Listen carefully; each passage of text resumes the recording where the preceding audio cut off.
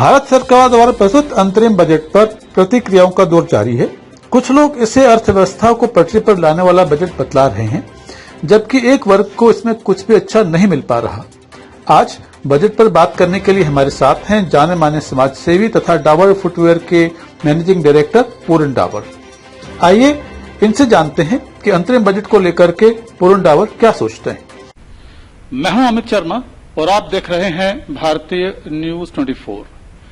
अर्थव्यवस्था किसी भी देश की रीढ़ की हड्डी होती है और बजट उस अर्थव्यवस्था को दिशा देने वाला एक टूल होता है देश के पास में। अंतरिम बजट भारत सरकार के द्वारा पेश कर दिया गया है इस साल के लिए और इस अंतरिम बजट पे क्या प्रतिक्रिया है ये जानने के लिए, इसके बारे में विस्तार से बात करने के लिए आज हमारे साथ जो शख्सियत हैं वो किसी परिचय की मोहताज नहीं है। डाबर फुटवेयर इंडस्ट्रीज के मैनेजिंग डायरेक्टर और प्रमुख समाज सेवी श्री पूरन डाबर जी आज हमारे साथ में हैं।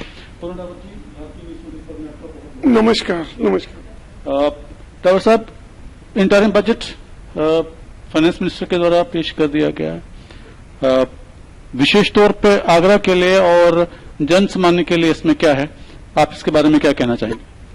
देखिए, मुझे लगता है कि ये जो बजट है ये देश को बड़ी छलांग कैसे लगाए, उसमें लोक लुभावन बजट न होकर के इसमें कुछ कठोर निर्णय भी लिए गए हैं और निश्चित रूप से जितना एलोकेशन हेल्थ पर किया है, जितना एलोकेशन स्वस्थ किया है, तो स्वस्थ और स्वच्छ भारत की दिशा में एक बहुत बड़ा कदम इस बजट में उठाए गए हैं। स्वच्छता का अर्थ पूरी व्यवस्था का स्वच्छ होना है, काफी पारदर्शी व्यवस्थाएं बनाने के लिए। और देश की जो हेल्थ है, जो हेल्थ पर बजट या आम आदमी का खर्च, हर तीसरा आदमी यहाँ बीमार दिखाई देता है और एक बड़ा बजट उसका व्यक्तिगत बजट उसके बीमारी में के इलाज में चला जाता है।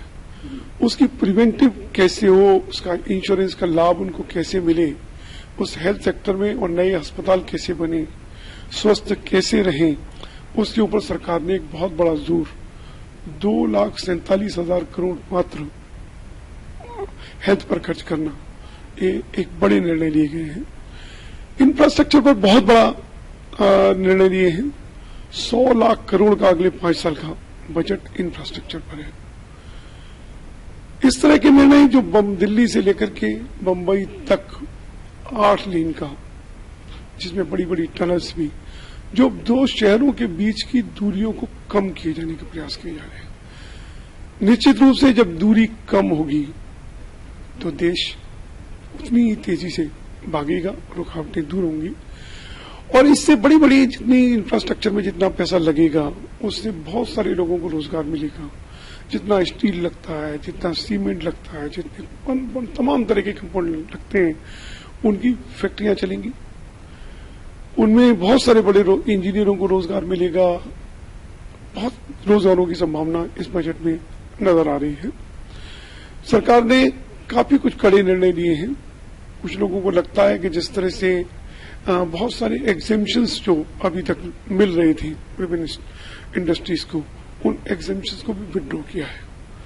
लेदर उद्योग के से देखें तो लेदर उद्योग के ऊपर जो चमड़ा हम लोग आयात करते हैं, कुछ ऐसे चमड़े हम आयात करते हैं जिनकी उपलब्धता भारत में नहीं है।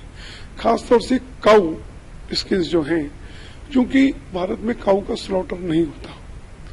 सिर्फ 2 प्रदेश हैं, वेस्ट बंगाल और केरला, जहां स्लॉटर होता है। बाकी हम लोगों को मरी हुई गाय पर निर्भर करना पड़ता है, जिसको कहते हैं फॉरेन एनिमल्स पर। उसकी गुणवत्ता उतनी अच्छी नहीं होती, तो काफी कुछ काऊ लेदर हम लोगों को इंपोर्ट करना पड़ता है और बायर की अपनी रिक्वायरमेंट होती है। बायर अपनी रिक्वायरमेंट देता है, मुझे अमेरिकन ओरिजिन चाहिए, मुझे यूरोपियन ओरिजिन चाहिए, तो हम उसमें वैल्यू एड करके एक्सपोर्ट करते हैं कि मात्र $500 मिलियन का हम लोग आयात करते हैं और $5.6 बिलियन का निर्यात करते हैं। $5 मिलियन का आयात है और 5 से 6 बिलियन डॉलर का निर्यात है। तो उससे 12 गुना निर्यात है। मुझे लगता है कि ऐसे भी कठोर निर्णयों को सरकार ने नहीं बख्शा है और इसके ऊपर 10% आयात लगा दिया है।